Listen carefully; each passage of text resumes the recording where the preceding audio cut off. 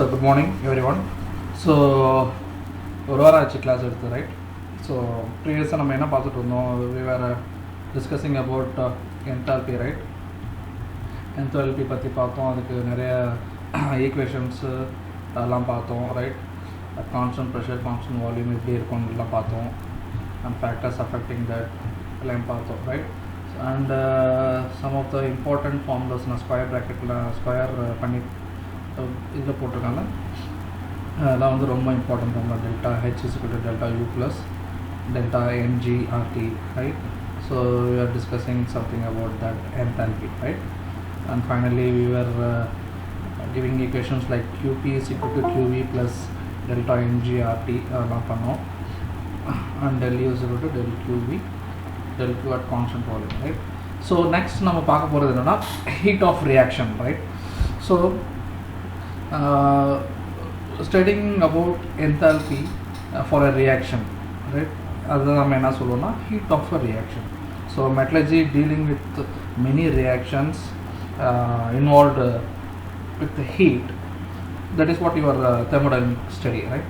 So ஒரு reaction ஒன்று நடக்கும்போது அதில் என்ன நடக்கும்னா ஒரு ரியாக்டன்ட் வந்து ப்ராடக்ட்டை கொடுக்கும். That is what a reaction is right.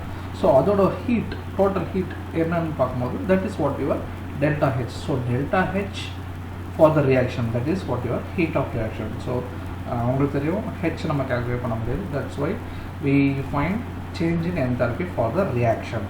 So for this reaction delta H is equal to enthalpy of product minus enthalpy of reactant, that is heat of product minus heat of reactant. So ஒரு reactionல வந்து அது ஒரு change, suppose இந்த ப்ராடக்டோட heat வந்து கம்மியாக இருந்ததுன்னா it will be delta H will be negative. அது வந்து என்ன ஆகுதுன்னா the energy is released right. So அதை நம்ம அந்த ரியாக்ஷன் நம்ம என்னன்னு சொல்லுவோம், எக்ஸோதெர்மிக் ரியாக்ஷன் சொல்லுவோம். if the heat of reactant is high or greater than the product heat, the delta H will be negative. Change in enthalpy will be negative. அப்போ வந்து என்ன ஆகும்னா எனர்ஜி ரிலீஸ் ஆகும் ரைட். எக்ஸோதெர்மிக் ரியாக்ஷன்ஸ் எல்லாமே delta H வந்து negative okay. Endothermic அதே opposite, it is positive enthalpy, change in enthalpy is positive and it is an endothermic reaction. அதில் வந்து எனர்ஜி அப்சர்வ் ஆகும். ஸோ இந்த கிராஃபை பார்த்தீங்கன்னா energy versus phase of reaction பார்க்கும்போது எக்ஸோதெர்மிக் ரியாக்ஷன் பார்த்தீங்கன்னா இதோட எனர்ஜி வந்து ரியாக்டன்ட் வந்து அதிகமாக இருக்குது, ப்ராடக்ட் வந்து கம்மியாக இருக்குது சரியா. வேறு எண்டோதெர்மிக் ரியாக்ஷன் ரியாக்டன்ட் வந்து கம்மியாக இருக்குது, ப்ராடக்ட் வந்து அதிகமாக இருக்குது. So in graphical representation exothermic and endothermic says that the enthalpy value will be, change in enthalpy value will be negative for exothermic reactions and change in enthalpy for endothermic will be positive right. So this is what your heat of reaction. எந்த reaction எடுத்தனாலுமே நம்ம heat கண்டிப்பாக கண்டுபிடிக்கணும். எப்படி கண்டுபிடிப்போம், simply ப்ராடக்டோட heat minus ரியாக்டன்டோட heat right. So whenever reaction is happening, say reactant to product, the bond of reactants breaks right and bond of product forms. reactant சைடில் பிரேக் ஆகி ப்ராடக்ட் சைடில் உனக்கு ஃபார்ம் ஆகும். ஸோ பிரேக் ஆகிறதுக்கு உனக்கு எப்பயுமே வந்து you need some energy. Form ஆகிறதுக்கு எனர்ஜி தேவை. It simply forms and it releases energy actually. That is what your delta H is equal to HP minus HR, heat of product minus heat of reactant or enthalpy of product minus enthalpy of reactant. So இந்த example பார்த்தீங்கன்னா NaOH plus HCl use NaCl plus H2O plus 13 kilocalorie. It is energy released. Energy release ஆகிட்டுனா என்ன இருக்கும், நான் என்ன சொன்னேன், it is an exothermic reaction. So அதுக்கு delta H எப்படி இருக்கணும், நெகட்டிவாக இருக்கணும். So simply you take delta H is equal to minus 13 kilocalorie. That's all right. So இந்த NOH பார்த்தீங்கன்னா இந்த NOH வந்து NaCl இது பிரேக் பண்ணணும், இதையும் பிரேக் பண்ணணும். அப்போ தான் NaCl ப்ளஸ் H2O ஃபார்ம் ஆகும். ஸோ இந்த சைடு எல்லாம் பிரேக் ஆகும், இந்த சைடு ஃபார்ம் ஆகும் right. So plus 13 kilocalorie energy released. So delta H is equal to simply minus 13 kilocalorie right. Another one example is carbon plus water gives carbon monoxide plus hydrogen gas. இதோட இது பார்த்தீங்கன்னா it is having delta H positive because it requires minus 30 kilocalorie. இது அப்படியே இந்த பக்கம் கொண்டு வந்தீங்கன்னா plus 30 kilocalorie ஆகிடும். So it requires energy. Energy is to be absorbed. It is an endothermic reaction. Energy absorb ஆச்சுன்னா அது அந்த endothermic reaction. Energy release ஆச்சுன்னா வந்து it is exothermic reaction, right? Okay. So in the enthalpy change, the heat of reaction, enthalpy change க்கு ஒரு எதை depend பண்ணிருக்குன்னா some factors. For example, first one, physical state of reactants and products, right? If it is gas, say product on the gas are H2 plus half O2 gives H2O. Okay, I will have gas plus gas, it gives H2O gas. Vaporization vechukkonga, vapor up del H is equal to minus 60 kilocalories. அதே நீங்கள் H2 plus half out கொடுக்குறீங்க, but liquid வரைக்கும் தான் நீங்கள் பண்ணுறீங்க. The product is liquid. Here it is gas, here it is liquid. If the physical state of any reactant or product is changed, obviously the enthalpy change will also be there. ஓகேவா? So எதை depend பண்ணியிருக்கு? Physical ஸ்டேட்டை பொறுத்து கூட depend பண்ணியிருக்கு எது? enthalpy change. The heat of reaction will vary for the physical state of reactant and product. Allotropic form is also another factor. For example, this is carbon plus oxygen gives CO2. Carbon on the diamond இருக்கு. Allotropic form na arrangement of atoms, right? So it will have a del H1 ஒரு value இருக்கு, right? இதே carbon வந்து amorphous இருந்துச்சுன்னா then the change in enthalpy will not be same for this both reaction, right? So this physical state allotropic எல்லாம் change ஆச்சுன்னா enthalpy சேஞ்சும் வந்து மாறும். ஓகேவா? Two more factors. Solution in which reaction take place. சில இடத்துல என்னன்னா ஒரு சொல்யூஷன் போட்டு அதுக்கு இன்னொரு சொல்யூஷன் ஊற்றிங்கன்னா அதுக்குள்ளே ரியாக்ஷன் நடக்கும். ஒரு சால்வெண்ட் வச்சு அதுக்குள்ளே ரியாக்ஷன் நடக்கும். ஓகேவா? அப்போ நீங்கள் சால்வெண்ட்டை மாற்றினீங்கன்னா கண்டிப்பாக அதோட சேம் ரியாக்ஷன் நடந்தாலுமே enthalpy சேஞ்சஸும் மாறும். ஓகேவா? So if you change the solvent or solution in which the reaction is taking place, the same reaction is taking place, the enthalpy change will actually be the different one. It will change actually. So and one more thing is your temperature and pressure. So heat எப்படி வருது? Temperature and pressure, right? இந்த temperature pressureலாம் மாறுவது கண்டிப்பாக வந்து enthalpy changeும் மாறும். We will have different heat of reaction for the same reaction. ஓகேவா? So அதுதான் நம்ம என்ன சொல்கிறோம்னா ஸ்டாண்டர்ட் ஹீட் ஆஃப் ரியாக்ஷன். நம்ம இது வரைக்கும் ஹீட் ஆஃப் ரியாக்ஷன் பார்த்தோம். ஸ்டாண்டர்ட் ஹீட் ஆஃப் ரியாக்ஷன்னா என்ன அப்படின்னு பார்த்தோன்னா, ஒரு ரியாக்ஷன் டெம்பரேச்சர் வந்து 298 கெல்வினில் நடக்குது, ப்ரெஷர் வந்து 1 atmosphere நடக்குது. If the solution is included it should have 1 molarity. So இந்த கண்டிஷனில் ஒரு ரியாக்ஷன் நடந்துச்சுன்னா அதுதான் வந்து அதோட ஸ்டாண்டர்ட் ஹீட் ஆஃப் ரியாக்ஷன். அதுக்கு கிடைக்கிற அந்த enthalpy சேஞ்ச் வேல்யூ தான் ஸ்டாண்டர்ட் ஹீட் ஆஃப் ரியாக்ஷன். ஒரு carbon plus oxygen gives CO2 அப்படின்னா அதுக்கு delta H standard heat of reaction ஒன்று இருக்குது.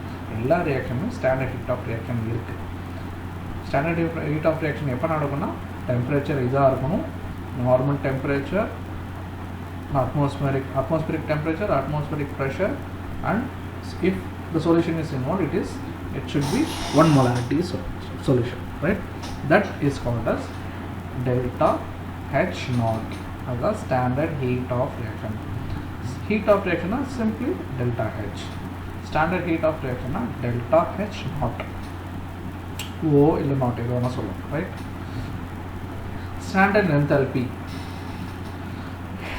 at 1 atmospheric pressure, 298 Kelvin or 25 atmospheric temperature, 25 degrees Celsius, under 298 Kelvin போட்டோம்னா standard enthalpy is equal to 0.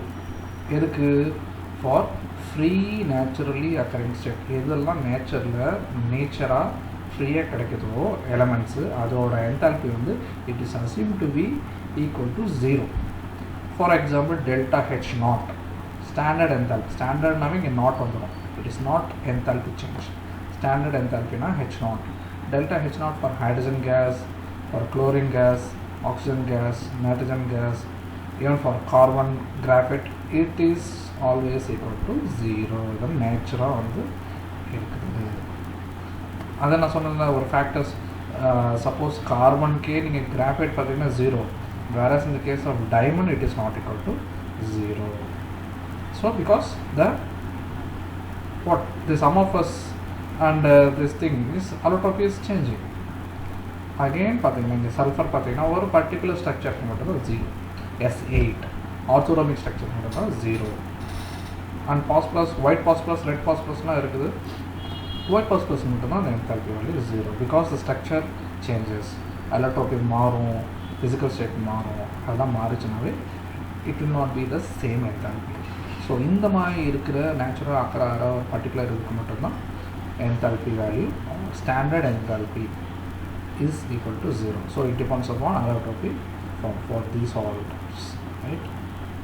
Natural அக்கறார எல்லா இதுக்குமே the standard enthalpy value will be always equal to 0, right? Okay, so next is enthalpy of formation. இதுக்கு முன்னாடி நம்ம என்ன பார்த்தோம், heat of reaction பார்த்தோம். enthalpy of formation,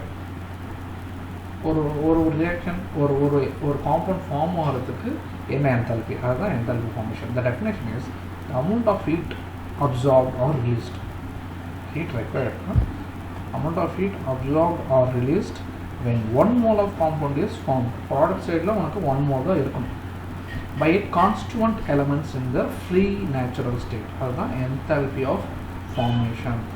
1 mole form ஆயிருக்கணும். எதுலேருந்துனா அந்த காம்பவுண்ட் இருக்கிற கான்ஸ்டியூண்ட் எலமெண்ட்ஸ் சேர்ந்து ஃப்ரீயாக இருக்கிற ஸ்டேட் வந்து உனக்கு வந்து தந்துடும். For example if you see H2O, constituent எலமெண்ட்ஸ்னால் H2 அண்ட் ஆக்சிஜன். இது பிரேக் பண்ணி பிரிச்சிங்கன்னா ரெண்டு எலமெண்ட் இருக்குது. ஹைட்ரஜனும் நேச்சுரலாக கிடைக்கும், ஆக்சிஜன் நேச்சுரலாக கிடைக்கும். ஓகேவா? So hydrogen plus oxygen gives H2O, simply, right?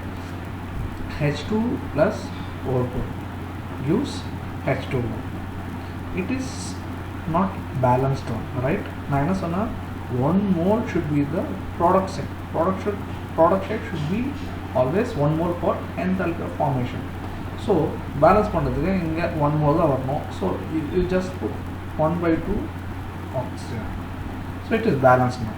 So 1 mole of hydrogen, half mole of oxygen gives 1 mole of hydrogen, water, H2O.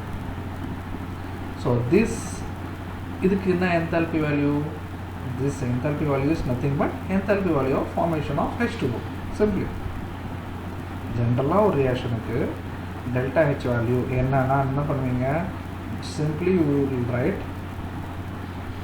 product minus reactant, right?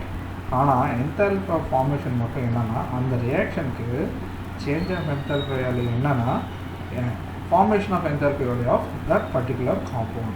So del H is always equal to del H formation of that particular compound. இங்கே இந்த இடத்துல வந்து H2O. புரியுதா நான் சொல்கிறது? For example delta ஹெச்ன்னு நீங்கள் எடுத்துக்கிட்டிங்கன்னா what is simply what delta H is H of P minus H of R. H of P என்னது? enthalpy value of H2, right? Minus H2 and oxygen, right? enthalpy value of H2 என்னது? 0 because it is naturally occurring. enthalpy of value of oxygen என்னது? 0, right?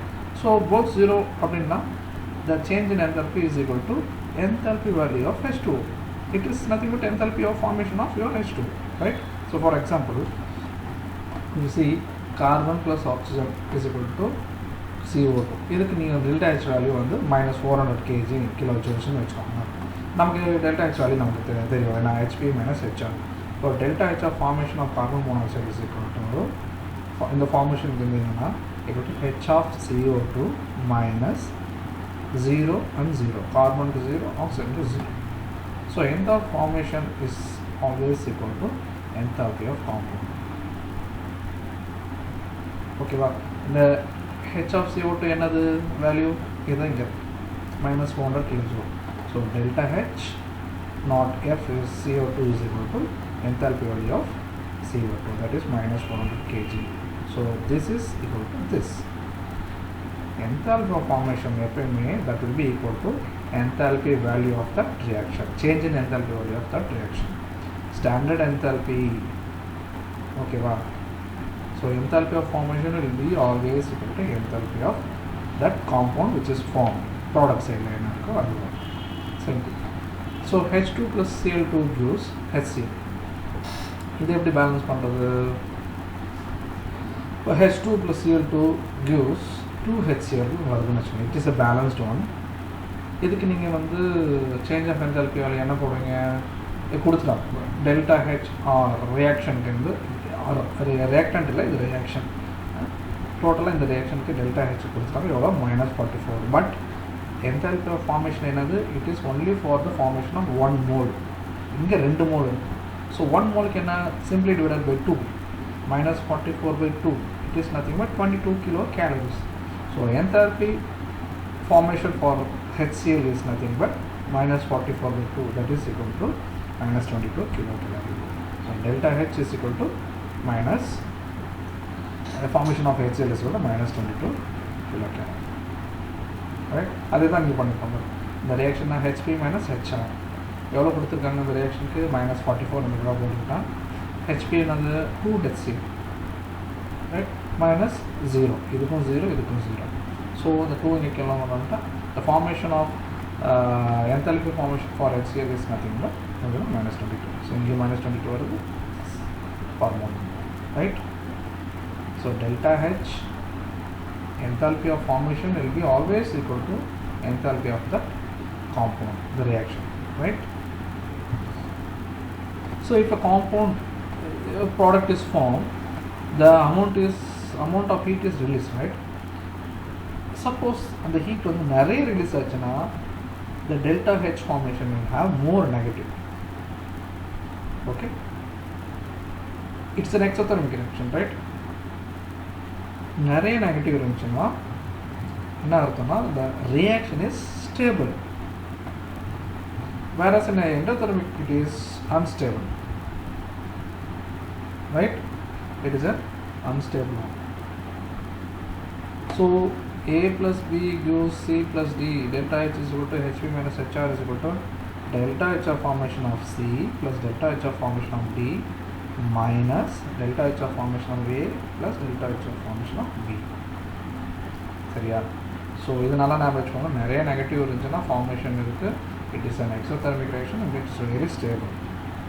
Reaction is stable, அது வந்து பிரேக்கே ஆகாது. அது அப்படி C+O2 gives CO2ன்றது ஸ்டேபிள்னா சியும் கார்பனும் ஆக்சிஜனும் சேர்ந்து CO2 மட்டும்தான் கொடுக்கும், வேறு எதுவும் கொடுக்காது. இப்போ அன்ஸ்டேபிள்னா C+O2 will not at all form CO2 all the time. அது COவும் ஃபார்ம் ஆகலாம், இல்லை ஃபார்ம் ஆக கூட இருக்கும். இட் இஸ் அன்ஸ்டேபிள், ஸ்டேபிளாகவே இல்லை, right? It depends upon the value of heat, that is enthalpy of change in enthalpy of formation, right? More negative is more stable, less negative is unstable, right? So one more question is that calculate enthalpy of reaction given below. In the reaction வந்து நம்ம enthalpy of reaction. Enthalpy of reaction என்ன? Simply it is product of heat minus reactant heat. So நமக்கு வந்து enthalpy of formation கொடுத்துட்டாங்க. இதெல்லாம் given. நீங்கள் வரி பண்ணிக்கொண்டு இதெல்லாம் கொடுத்துருவாங்க. CH4க்கு கொடுத்துட்டாங்க, CO2க்கு கொடுத்துட்டாங்க, H2க்கு கொடுத்துட்டாங்க.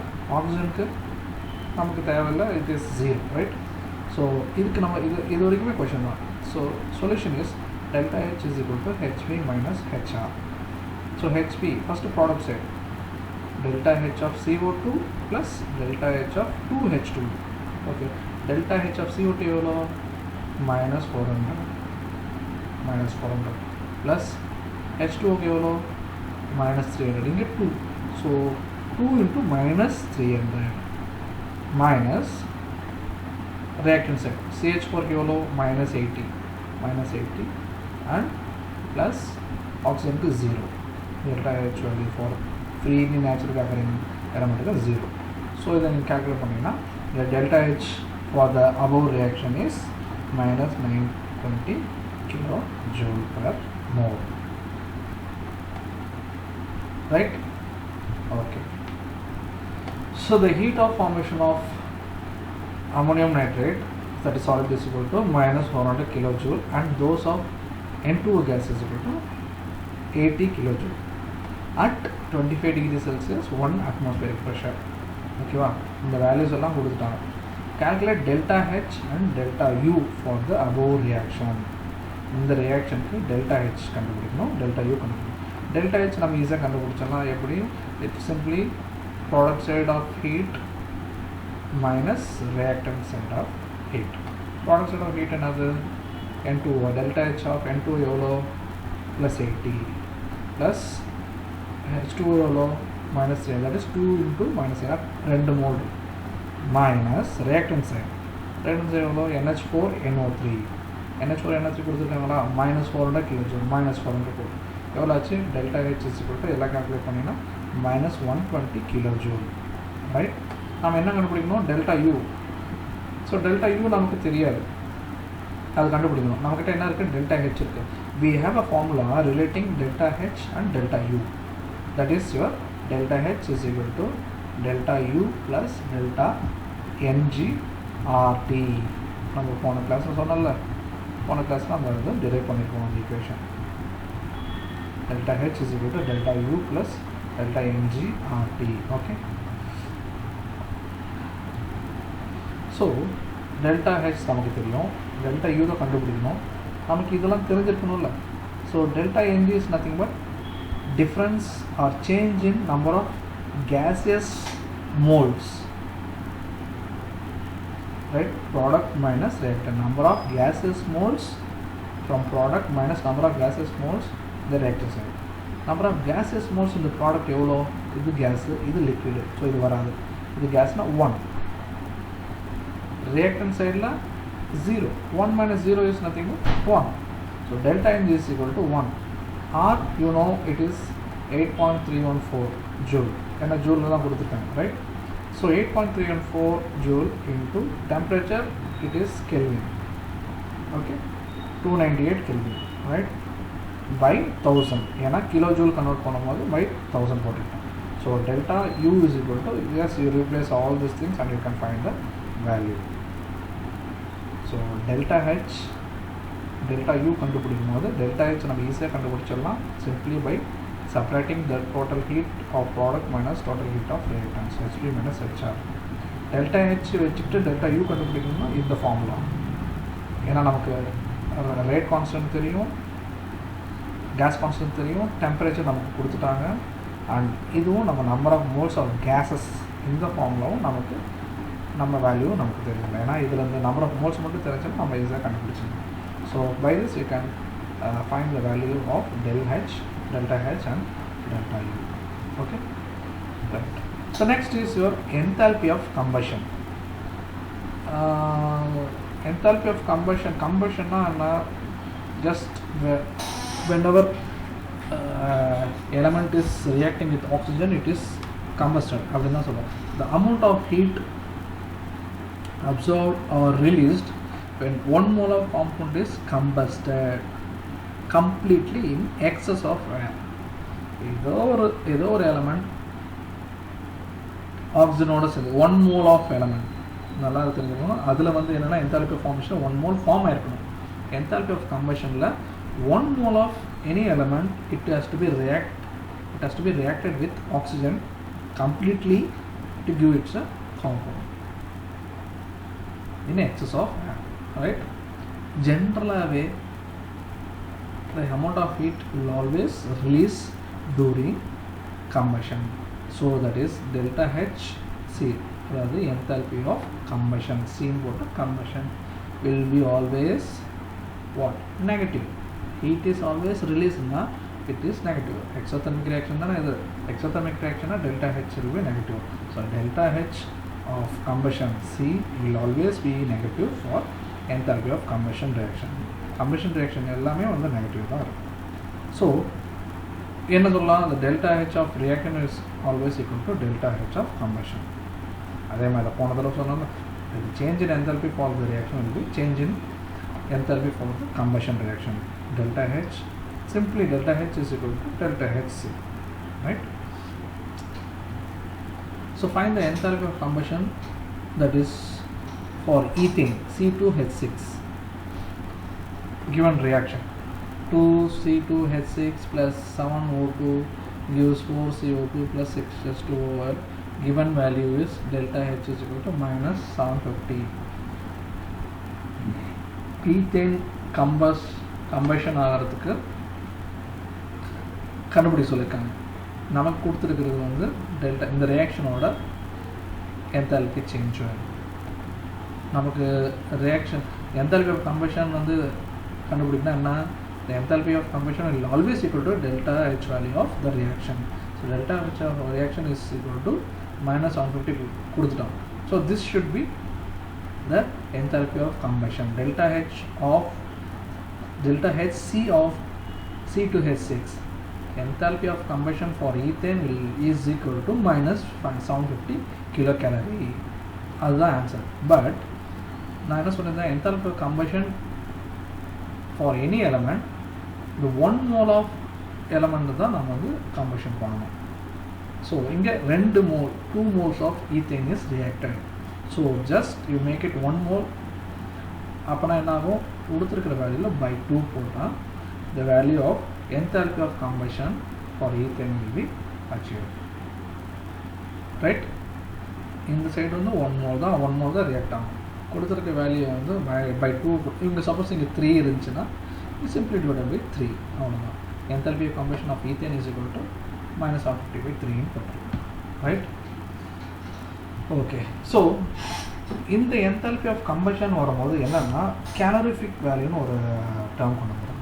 calorific value is nothing but heat of combustion with respect to moles. The amount of energy released by 1 gram of fuel.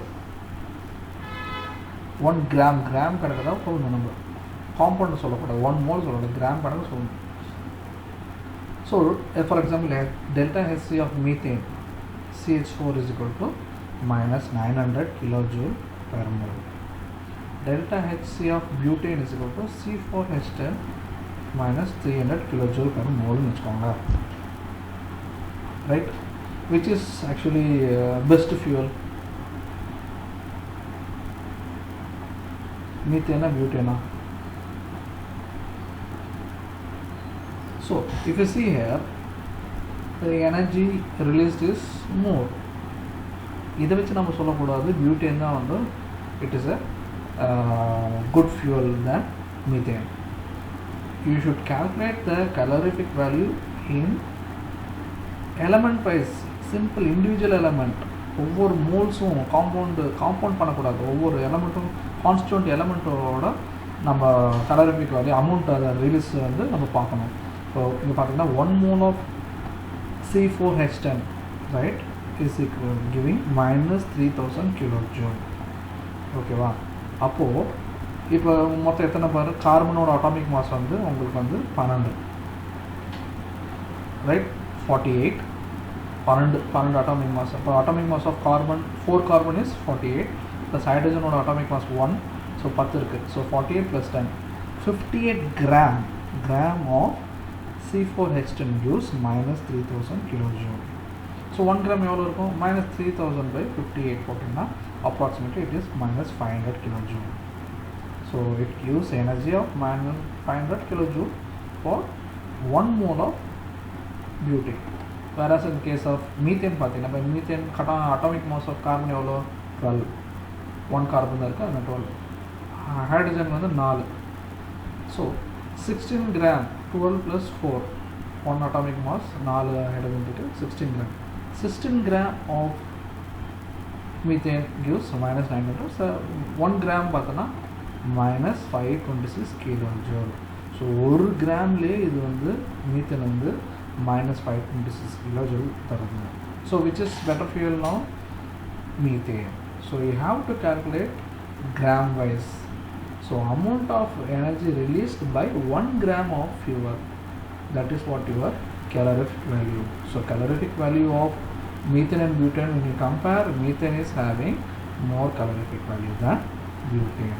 So you have to calculate gram wise, individual constant element or gram wise நீங்கள் atomic mass எல்லாம் calculate பண்ணி நீ பண்ணாதான் actual calorific value வந்து தெரியும். Simply not by verifying its amount of energy released, right? So the delta H of formation for one more problem. Methane gases இவ்வளோ கொடுத்துட்டாங்க, carbon di oxide இவ்வளோ கொடுத்துட்டாங்க, ஹைட்ரஜன் ஆக்சைடு, வாட்டர் இது வந்து கொடுத்துட்டாங்க, right? calculate amount of heat involved by burning 1 meter cube of methane under normal condition, right? So normal condition la vandu burn pandrom, burn pandradhuna enna, it will just combust the methane, right? So you have to given the equation is the reaction CH4 plus O2 gives CO2 plus H2O. So simply by balancing this, CH4 plus 2O2 gives CO2 plus 2H2O. This is your actual combustion of your methane, right? So reaction எழுதுனீங்கன்னா அது balance பண்ணுறதுக்கு உங்களுக்கு தெரிஞ்சிருக்கணும், right? CH4 plus O2 gives CO2 plus 2H2O. இங்கே ஒரு 2 போட்டுன்னா balance ஆகிடும். So what is the combustion reaction for this reaction? Delta H for this reaction is nothing but HP minus HR. HP na என்னது CO2 ஓட value and H2O ஓட value. CO2 value எவ்வளோ -400 plus H2O எவ்வளோ -300, 2 times of H2O -600 minus methane to oxygen ku 0 ஆகிடும், -80 plus 0. Simply 1 mole of carbon, combustion reaction enthalpy is equal to -920 kilojoule. நான் என்ன கேட்டிருக்கோம், calculate amount of heat involved by burning 1 meter cube convert பண்ணணும். 1 mole is 1 meter cube convert பண்ணணும். So for 1 liter of value, that is equal to meter cube convert பண்ணும்போது 10 power minus 3 meter cube, right? So 22.4 liter of methane gives minus 920 kilojoule, right? So 22.4 into 10 power minus 3 of methane gives minus 920 kilojoule. So 1 meter cube ku evlo varum, 1 meter cube of methane gives simply by minus 920 kilojoule by 22.4 liter, right? 1 mole is equal to 22.4 liter convert பண்ணிடும், சரியா? So that is our standard conversion, and for 1 meter cube it is around this one, right? So ஒவ்வொரு combustion reaction நடக்கும்போது we have to calculate in that form. You have to calculate the value of heat for individual constituent elements, right? Okay, with this I will stop here, and we will discuss the enthalpy of phase change in the next class. If you have any doubts, you can ask me. Thank you.